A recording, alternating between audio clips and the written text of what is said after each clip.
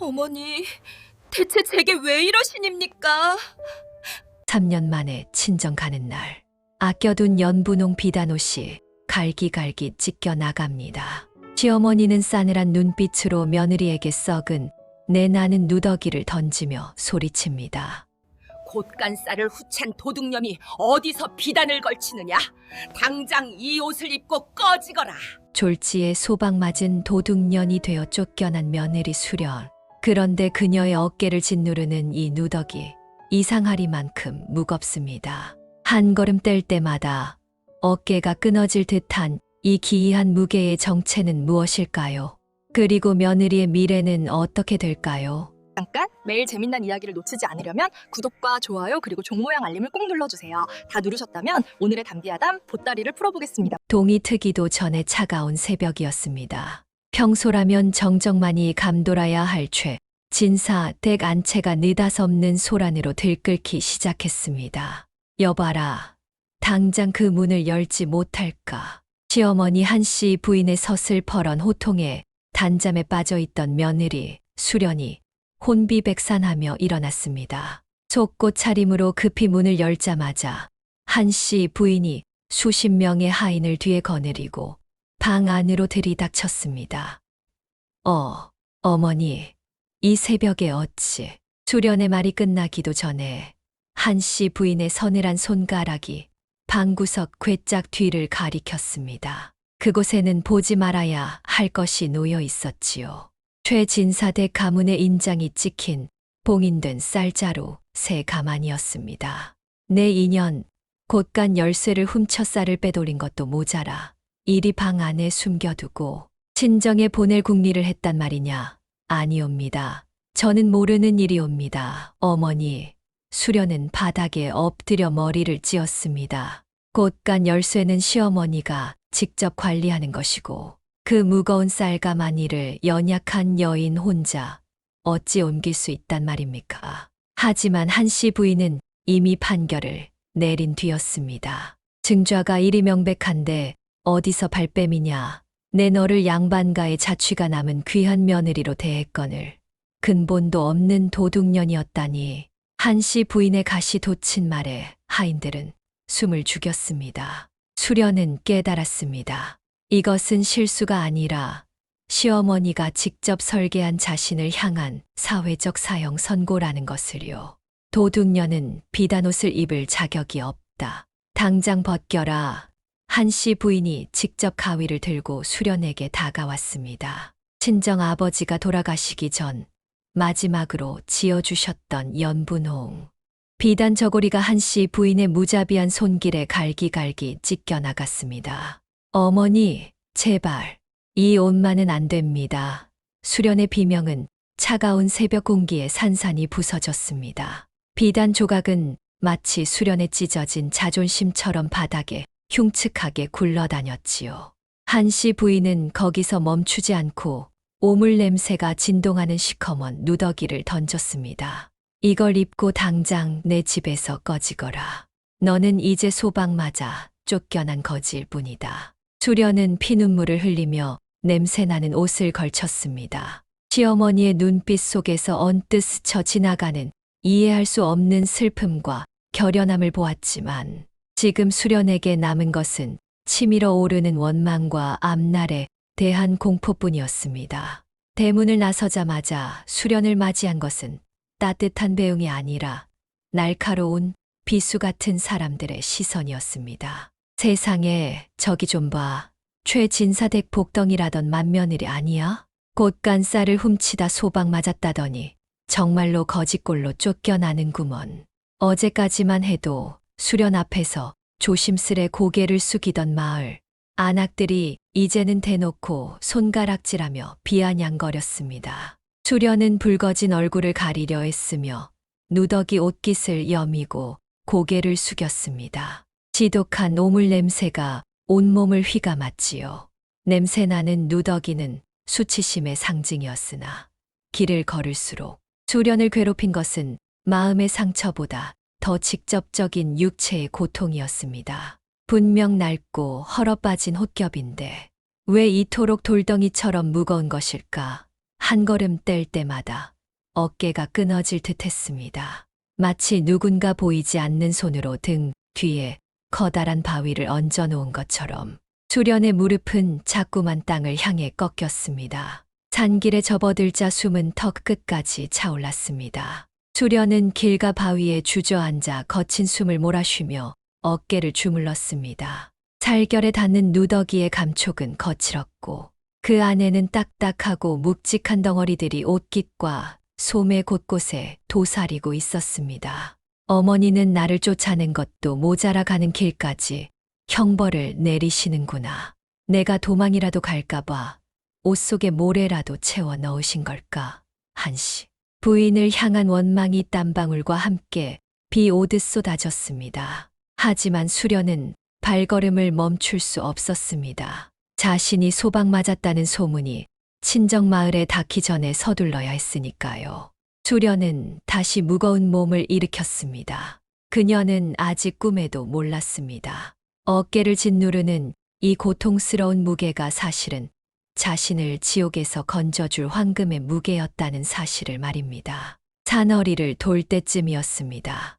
으스스한 산바람이 불어오더니 수련의 목덜미에 서늘한 한기가 서려 오기 시작했습니다. 길가 우거진 숲을 사이로 날카로운 칼날의 광채가 번득이는 것을 보았기 때문입니다. 멈춰라. 거기 누구냐?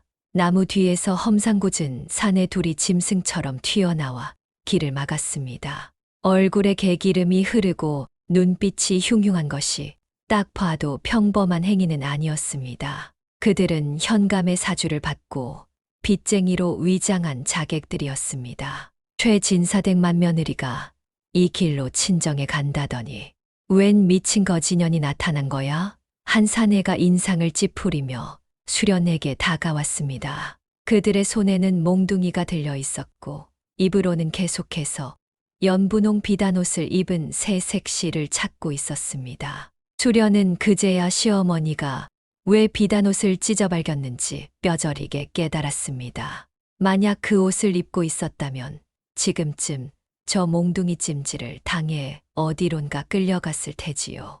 아이고 나으리들 배가 고파서 밥 좀. 수련은 바들바들 떨며 짐짓 미친 척을 했습니다. 사내는 의심스러운 눈초리로 수련의 어깨를 낚아챘지만 코를 찌르는 지독한 오물 냄새에 기겁하며 뒷걸음질 쳤습니다. 에이, 냄새 한 번 고약하네. 야, 그냥 가자. 최진사댁 며느리가 쌀을 훔치다 쫓겨났다더니 진짜 거지가 다 됐구먼.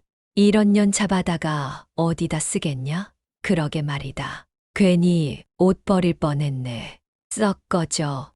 사내들은 수련을 길바닥에 팽개치고는 다시 숲속으로 사라졌습니다. 바닥에 고꾸라진 수련은 멀어지는 자객들의 뒷모습을 보며 가쁜 숨을 몰아쉬었습니다. 흙먼지를 뒤집어 쓴 채였지만 지금 이 순간만큼은 저 더러운 누더기가 천하제일의 갑옷보다 든든하게 느껴졌습니다.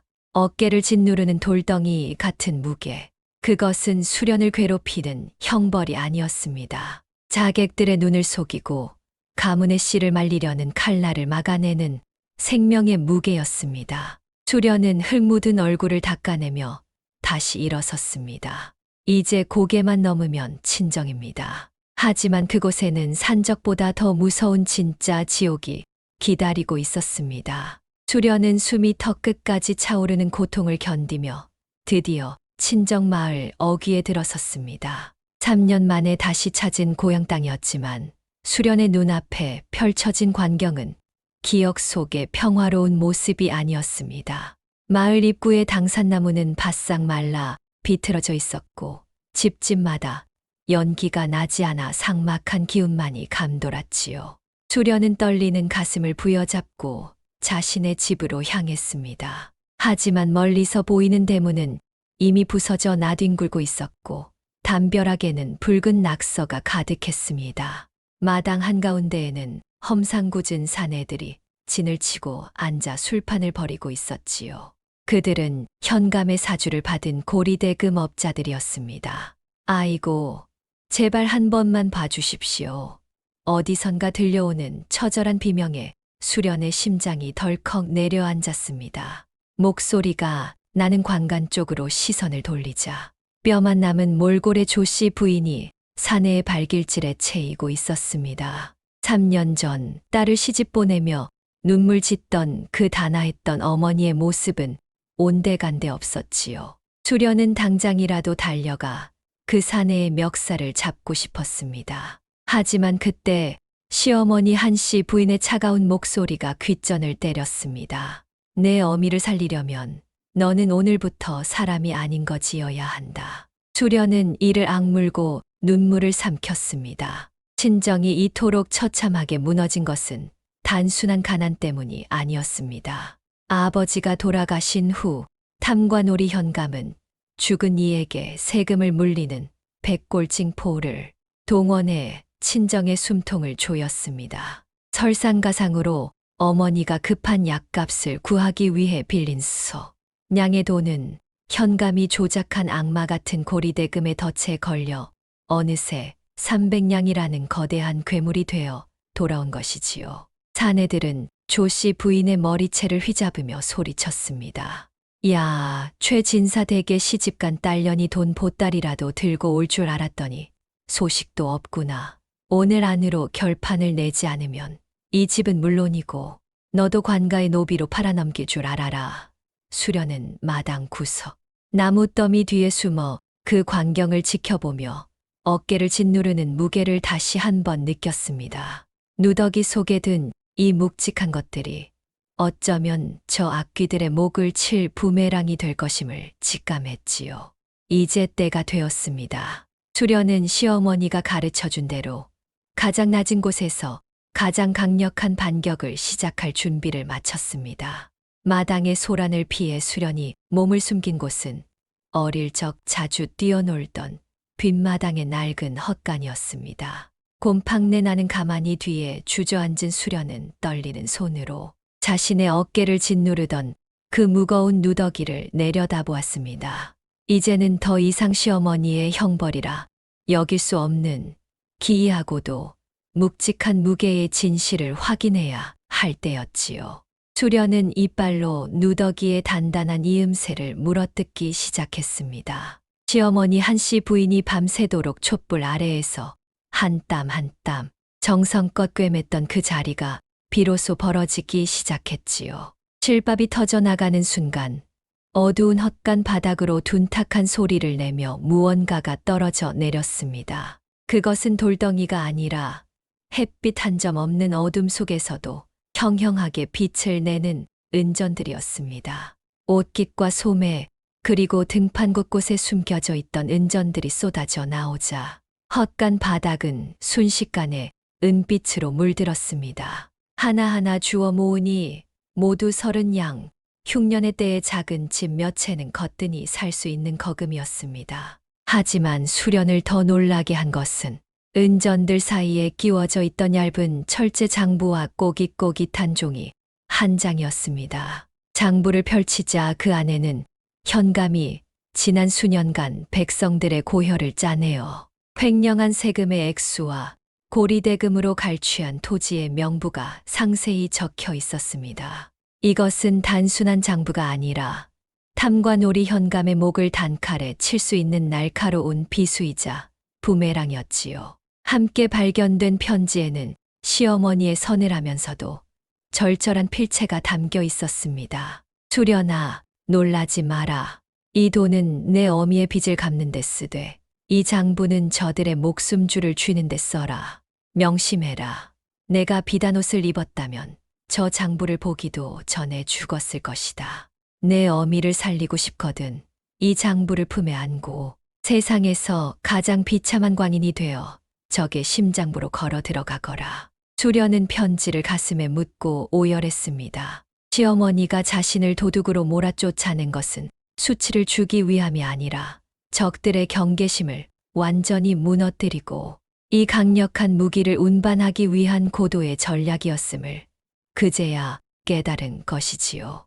수련은 은전 30냥을 다시 누더기 깊숙한 곳에 숨기고 비밀 장부를 품 안 가장 안쪽 자리에 밀어 넣었습니다. 그리고는 헛간 구석에 흙을 한 줌 집어 자신의 고운 얼굴에 문질렀습니다. 이제 수련은 더 이상 최진사댁의 며느리가 아니었습니다. 어머니를 구하고 원수를 멸하기 위해 지옥에서 돌아온 가장 위험한 거지가 될 준비를 마친 것입니다. 헛간의 어둠 속에서 수련은 깊은 숨을 들이마셨습니다. 고운 얼굴에 더러운 흙탕물을 지시겨 바르고 단정히 쪽진 머리를 미친년처럼 산발로 풀어헤쳤습니다. 마지막으로 바닥에 굴러다니던 썩은 지푸라기 몇 가닥을 머리카락 사이에 아무렇게나 꽂아 넣었지요. 거울은 없었지만 알 수 있었습니다. 지금 자신의 모습은 영락없는 미치광이 거지라는 것을. 수련은 품새 감춘 장부와 은전의 무게를 느끼며 눈빛을 바꿨습니다. 총명하던 눈동자는 순식간에 풀린 눈이 되어 허공을 맴돌았습니다. 에헤헤, 밥 줘, 밥 내놔라. 수련은 괴상한 웃음소리를 내며 빚쟁이들이 진을 치고 있는 마당 한복판으로 뛰어들었습니다. 술을 마시며 낄낄대던 사내들의 시선이 일제히 그녀에게 쏠렸습니다. 뭐야, 저 미친년은. 아이고, 냄새야. 어디서 똥통에 빠진 개가 들어왔나. 빚쟁이 하나가 코를 막으며 발길질을 하려 했지만 수련은 날쌘 다람쥐처럼 몸을 비틀어 피하고는 오히려 사내의 술상 앞에 털썩 주저앉았습니다. 그리고는 먹다 남은 전 쪼가리를 맨손으로 집어 개걸스럽게 입에 쑤셔 넣기 시작했지요. 내 쌀, 우리 시어머니가 내 쌀 다 뺏어갔어. 나 배고파. 술도 줘, 술. 그 모습은 너무나 흉측하고 기괴하여 산적 같은 사내들조차 혀를 내두를 지경이었습니다.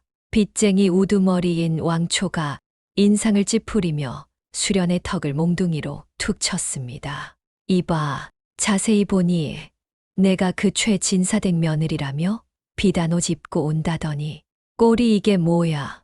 왕초의 눈에는 의심이 가득했습니다. 하지만 수련은 그 눈을 피하지 않고 오히려 희죽희죽 웃으며 침을 질질 흘렸습니다. 비단, 에헤헤, 비단이 밥 먹여주나.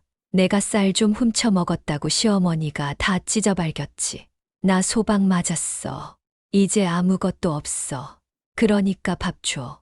너희들도 쌀 훔치러 왔니? 수련의 입에서 소박과 도둑질이라는 말이 나오자 왕초는 퇴하고 침을 뱉었습니다. 시어머니가 퍼뜨린 소문과 눈앞의 현실이 정확하게 일치했기 때문입니다. 젠장 소문이 진짜였군. 쌀 도둑질하다가 돌았다더니 완전히 맛이 갔어. 이런 미친년을 인질로 잡아서 뭐에 쓰냐? 최진사댁에서 돈을 주기는커녕 데려가지도 않겠네. 재수 옴 붙었구먼. 야, 그냥 저 구석에 처박아 둬. 나중에 노비시장에 헐값으로라도 넘기게. 사내들은 수련을 위협적인 존재가 아닌 그저 귀찮은 오물덩어리로 취급하며 경계를 풀었습니다. 그들은 다시 술판을 벌이기 시작했고 수련은 마당 구석 쭈그려 앉아 희죽거리는 가면 뒤로 날카롭게 번뜩이는 눈빛을 숨겼습니다. 적들은 방심했습니다. 자신들의 발밑에 시한폭탄이 들어온 줄도 모르고 말입니다. 이제 수련은 이 집안의 모든 것을 보고 들을 수 있는 투명 인간이 되었습니다. 수련은 마당 구석석은 가만히 위에 쭈그리고 앉아 희죽희죽 웃었습니다. 손으로는 땅바닥에 굴러다니던 말라비틀어진 떡 조각을 흙과 함께 입에 집어넣는 신용을 했지요. 에헤헤, 떡이다. 흙떡이다. 우리 시어머니도 안 주는 꿀떡이야. 사내들은 그런 수련을 보며 구역질을 하며 고개를 돌렸습니다. 저 미친년 진짜 제대로 돌았구먼.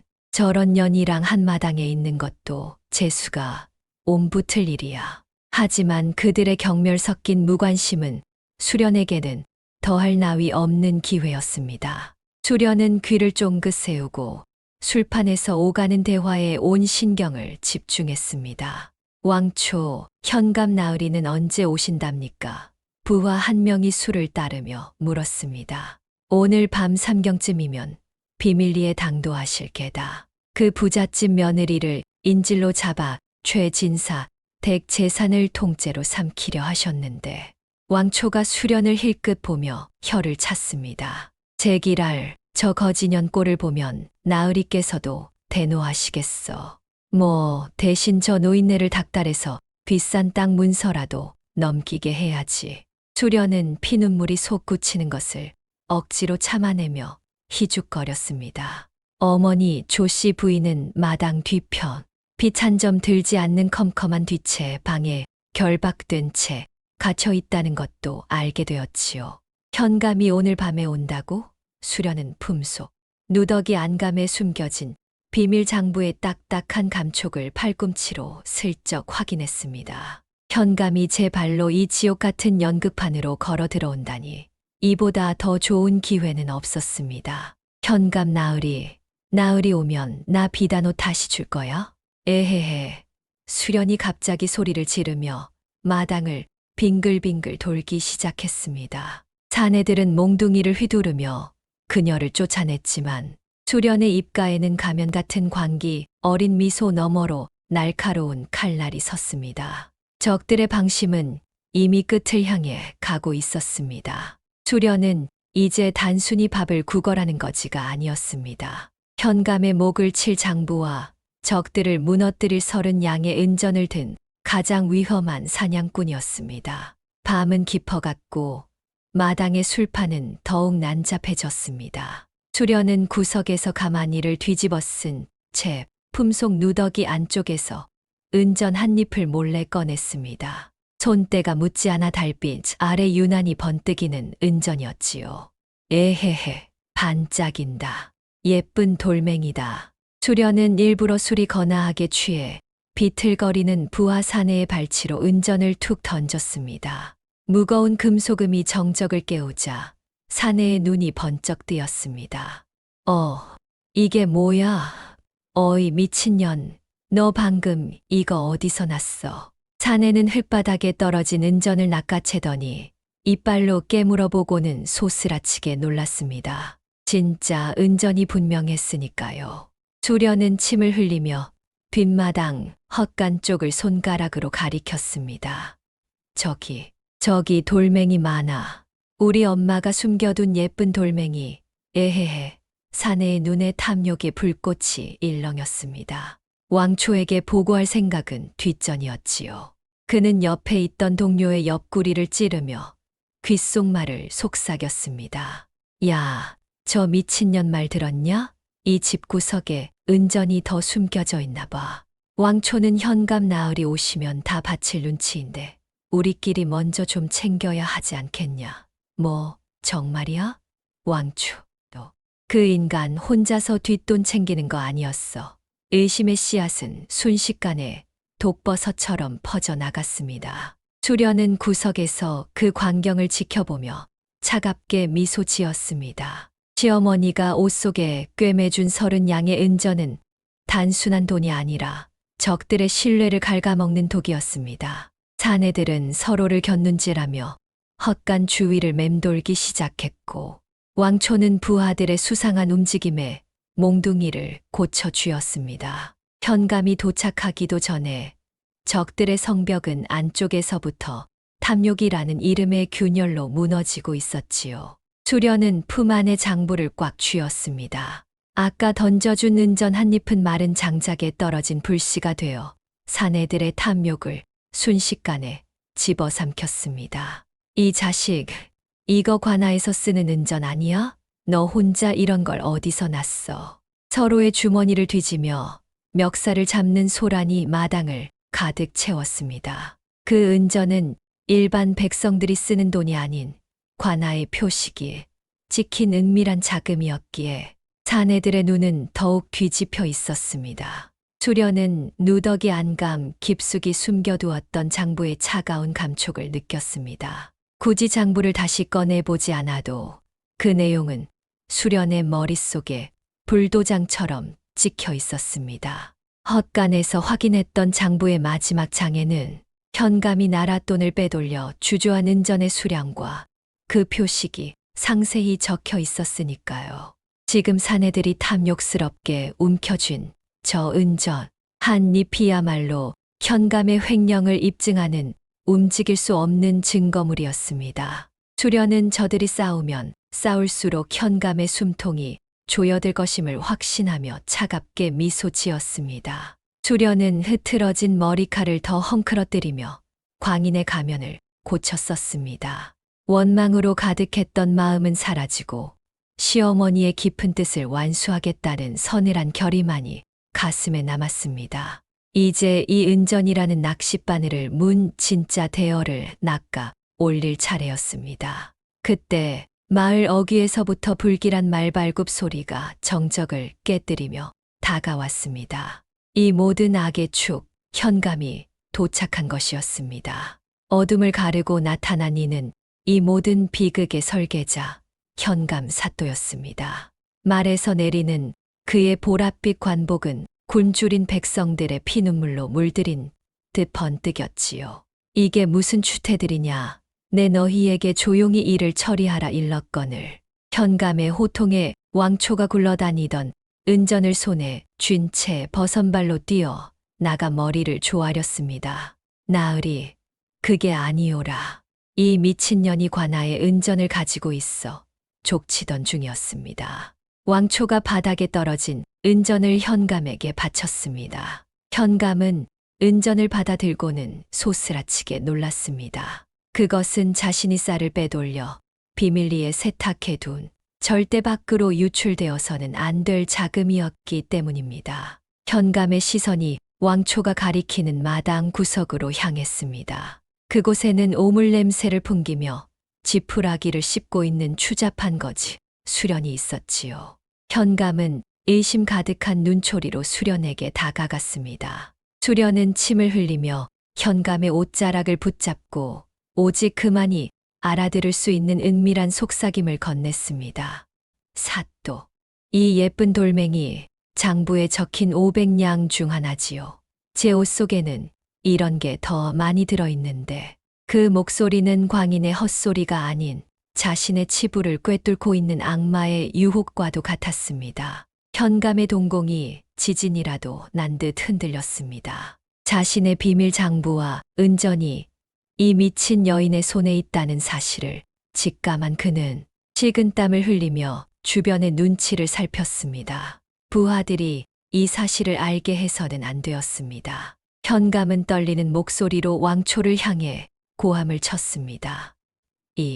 이 미친년을 방 안으로 들여라. 내 직접 신문할 것이니 아무도 가까이 오지 마라. 썩 물러가라. 적의 우두머리가 스스로 탐욕에 덫에 걸려 제 발로 걸어 들어오는 순간이었습니다. 방문이 닫히고 단둘이 남게 되자 방 안에는 무거운 정적이 흘렀습니다. 현감은 떨리는 손으로 칼자루를 쥐며 수련을 쏘아보았지요. 내 인연, 내 정체가 무엇이냐? 그 은전과 장부를 어디서 났느냐? 이 자리에서 내 목을 쳐도 아무도 모를 것이다. 현감의 서슬퍼런 위협에도 수련은 눈 하나 깜짝하지 않았습니다. 오히려 희죽거리던 인매를 싹 거두고 풀렸던 눈동자에 차가운 이성의 빛을 띄웠습니다. 수련은 천천히 허리를 펴고 앉아 품속에서 장부를 꺼내 현감의 앞에 던졌습니다. 나으리, 칼을 거두십시오. 이 장부의 셋째 줄을 보시지요. 방금 나으리가 확인하신 그 은전의 표식과 정확히 일치할 것입니다. 현감은 자석에 이끌리듯 장부를 낚아채 책장을 넘기기 시작했습니다. 수련의 말대로 거기엔 그가 빼돌린 쌀을 은전으로 바꾼 날짜와 수량, 그리고 은전의 특징이 조목조목 기록되어 있었습니다. 마당에 굴러다니는 은전 한 잎이 단순한 돈이 아니라 그의 목을 칠 결정적인 증거가 되는 순간이었습니다. 현감은 그제야 깨달았습니다. 눈앞의 여인은 소방맞은 도둑년이 아니라 자신을 파멸시키기 위해 시어머니가 보낸 살아있는 비소라는 사실을요. 원하는 게 무엇이냐? 현감은 맥이 풀린 채 바닥에 주저앉았습니다. 현감의 눈동자가 좌우로 거칠게 흔들렸습니다. 방금 전까지 수련을 비웃던 오만한 기세는 간데없고 이제는 눈앞에 누더기 입은 여인이 저승사자로 보이기 시작한 것이지요. 이 장부만 넘겨준다면 원하는 것은 무엇이든 들어주마.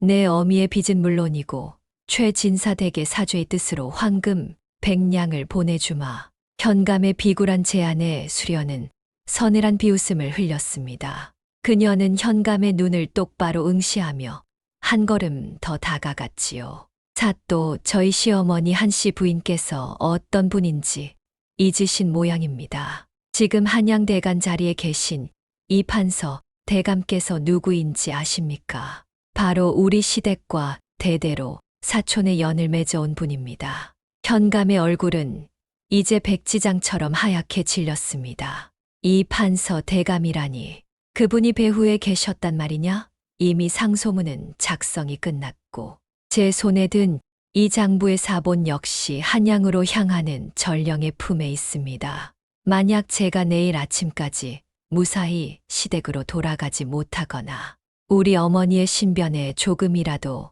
이상이 생긴다면 수련은 말을 멈추고 현감의 관복깃을 천천히 매만졌습니다. 그 손길은 다정해 보였으나 현감에게는 목을 죄는 동아줄처럼 느껴졌지요. 그 상소문은 즉시 어전에 올려질 것입니다. 사또뿐만 아니라 사또의 문중 전체가 역적의 이름으로 기록되겠지요. 선택하십시오. 오늘 밤 이 장부와 함께 과거를 태워버리고 우리 가문의 충성스러운 개가 되실지 아니면 내일 아침 망나니의 칼춤 아래서 대를 끊으실지 말입니다. 현감은 털썩 주저앉았습니다. 수련은 그가 무너지는 소리를 들으며 시어머니가 입혀준 누더기의 무게가 단순한 은전의 무게가 아니라 한 가문을 일으키고 무너뜨리는 권력의 무게였음을 다시금 깨달았습니다. 방 안의 촛불이 위태롭게 흔들렸습니다. 현감은 바닥에 넙죽 엎드린 채 수련의 누더기 옷자락을 붙잡았습니다. 조금 전의 위세는 온데간데 없고 저 살려달라는 비굴한 애원만이 방 안을 가득 채웠지요. 살려만 주게 내 당장 사돈댁에 빈 문서를 가져오겠네. 그뿐만 아니라 빼앗은 땅도 모두 돌려주겠네. 현감이 다급히 손짓하자 문 밖에서 대기하던 왕초가 의아한 표정으로 서류 뭉치를 들고 조심스레 들어왔습니다. 그것은 조씨 부인의 숨통을 조였던 악마 같은 고리대금 문서였습니다. 수련은 차가운 눈빛으로 왕초를 쏘아보았습니다. 왕초, 내 놈이 사또를 앞세워 우리 친정을 유린한 죄는 나중에 따로 물을 것이다. 왕초가 사색이 되어 물러나자 수련은 현감에게 촛대를 내밀었습니다. 사또, 직접 태우십시오. 이 종이 쪼가리가 제가 되어야 사또의 죄도 잠시나마 하늘 아래 숨겨질 것 아닙니까? 현감은 떨리는 손으로 빈 문서를 불꽃에 갖다 댔습니다. 순식간에 불길이 치솟으며 수천 냥의 빚이 제가 되어 방 안을 떠다녔습니다. 그것은 수련이 짊어졌던 누더기의 무게가 타버리는 카타르시스의 순간이었지요. 이제 장부를 주게. 현감이 타버린 채를 보며 장부를 향해 손을 뻗었으나 수련은 장부의 한 페이지만을 찢어서 그에게 던져주었습니다.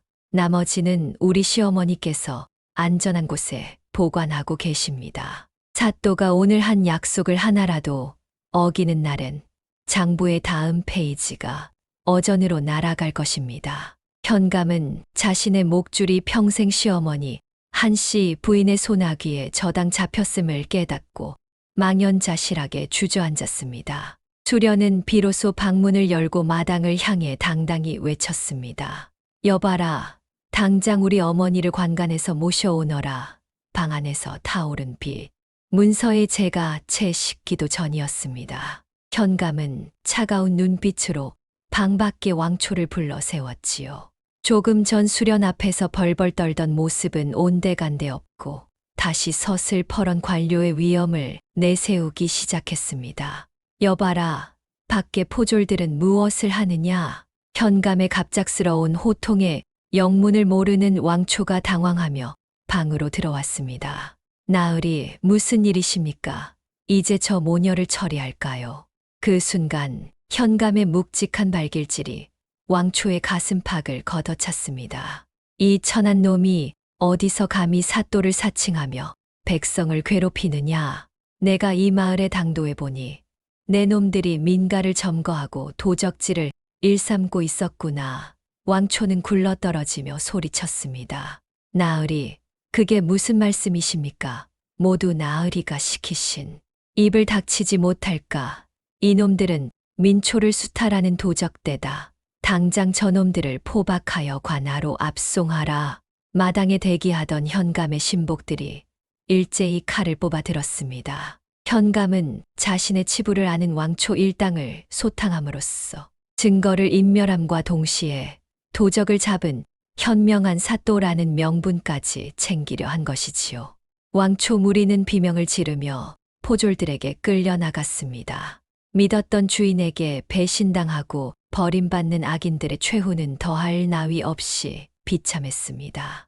악인이 악인을 삼키는 이 끔찍한 인과응보의 광경을 수련은 차가운 눈으로 지켜보았습니다. 사또, 참으로 영민한 판단이십니다. 수련의 냉소적인 칭찬에 현감은 움찔하며 고개를 숙였습니다. 이제 이 마당에 남은 것은 권력의 찌꺼기와 타버린 종이채, 그리고 긴 어둠을 뚫고 살아남은 모녀의 숨소리뿐이었습니다. 어머니, 수련이가 왔습니다. 어머니, 먼지 낀 관간문을 박차고 들어가 수련은 차가운 바닥에 결박된 채 쓰러져 있던 조 씨 부인을 끌어안았습니다. 3년 전 곱디곱던 어머니의 품은 이제 앙상한 뼈만 남아 나뭇가지처럼 말라 비틀어져 있었지요. 조 씨 부인은 초점 없는 눈으로 딸을 바라보다가 그녀가 입은 더러운 누더기를 보고는 가슴을 쥐어뜯으며 오열했습니다. 내 새끼 수련아, 어쩌다 일이 되었느냐? 소박을 맞다니, 도둑이라니. 이 어미가 죄가 많아 내 팔자를 망쳤구나. 어머니의 통곡에 수련의 눈에서도 폭포수 같은 눈물이 쏟아졌습니다. 수련은 떨리는 손으로 어머니의 거친 손을 잡고 누더기 안감에서 꺼낸 은전, 30양과 시어머니의 편지를 보여주었습니다. 그리고는 현감을 굴복시켰던 지략과 이 모든 것이 자신들을 지키기 위한 시어머니의 거대한 연극이었음을 하나하나 설명했지요. 어머니, 울지 마세요. 이 누더기는 시어머니께서 저를 살리려 입혀주신 방패였습니다. 이 은전으로 당장 빚을 청산하고 양식을 들여왔으니 이제 우리 친정은 살았습니다. 모든 진실을 전해들은 조씨 부인은 한참 동안 넋을 잃고 은전과 누더기를 번갈아 보았습니다. 한씨 부인을 원망하며 보낸 지난 세월이 부끄러움이 되어 밀려왔지요. 조씨 부인은 야윈 몸을 일으켜 수련의 시댁이 있는 고개 너머를 향해 깊고 깊은 절을 올렸습니다. 최진사 댁 한씨 부인, 호랑이인 줄 알았더니 살아있는 부처님이셨구려. 내 딸을 이토록 아껴주시고 이 늙은이의 자존심까지 살펴주시다니 이 은혜를 어찌 갚겠습니까? 어머니의 야윈 등 뒤로 지는 저녁 노을은 세상 그 무엇보다 따뜻했습니다. 수련은 어머니의 품에 얼굴을 묻으며 시어머니가 가르쳐준 사랑의 무게를 다시 한번 가슴 깊이 새겼습니다.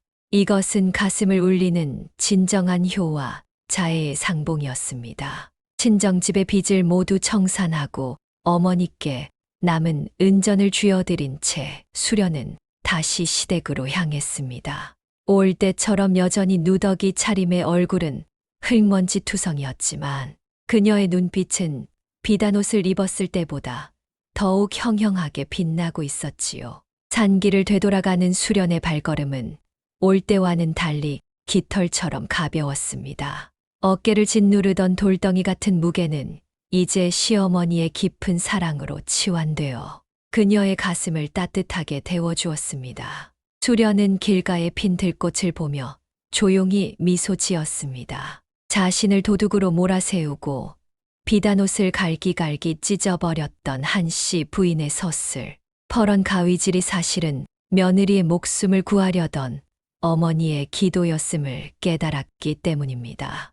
마을 사람들은 여전히 혀를 차며 그녀의 거짓골을 비웃었지만 수련은 더 이상 고개를 숙이지 않았습니다. 겉모습은 초라한 누더기일지라도 그 속에는 가문을 지켜낸 지혜와 사돈의 자존심까지 헤아린 자비가 은전처럼 빛나고 있었기 때문이지요. 어느덧 저녁 노을이 길게 드리워지고 멀리 시댁의 웅장한 대문이 보였습니다. 수련은 그 대문을 향해 조용히 옷깃을 여몄습니다. 비단보다 귀하고 보석보다 무거운 세상에서 가장 아름다운 누더기를 입고 그녀는 이제 자신의 진짜 집으로 당당하게 걸어 들어갔습니다. 노을이 지는 대문 앞, 그곳에는 놀랍게도 시어머니 한씨 부인이 단정한 옷차림으로 서 있었습니다. 마치 오늘 이 시간에 며느리가 돌아올 것을 미리 알고 있었던 것처럼 말입니다. 수련은 누더기 차림으로 그녀의 발치에 엎드렸습니다. 어머니, 다녀왔습니다. 어머니께서 입혀주신 이 옷 덕분에 친정을 구하고 무사히 돌아왔습니다. 한씨 부인은 아무 말 없이 흙먼지 묻은 수련의 손을 잡아 일으켰습니다. 그리고는 며느리의 낡은 누더기를 소중한 보물인 양 부드럽게 쓰다듬었지요. 그녀의 눈가에는 예리한 서슬 대신 따스한 자애로움이 머물러 있었습니다. 고생 많았다, 내 딸아. 내가 너를 도둑으로 몰고 비단옷을 찢었을 때 나를 얼마나 원망했겠느냐. 아니옵니다, 어머니. 그 무거운 누더기 속에 든 것이 단순한 은전이 아니라 저를 향한 어머니의 기도였음을 이제야 깨달았습니다. 한씨 부인은 품 안에서 묵직한 쇳덩이를 꺼내 들었습니다. 그것은 가문의 권위이자 생명줄인 진짜 곳간 열쇠였습니다. 너는 오늘 이 누더기를 입고 우리 가문을 지켜낼 그릇임을 증명했다. 남을 속이는 지혜보다 무서운 것은 진심을 숨겨 적을 무너뜨리는 강단이다. 이제 이 열쇠를 내게 맡기마.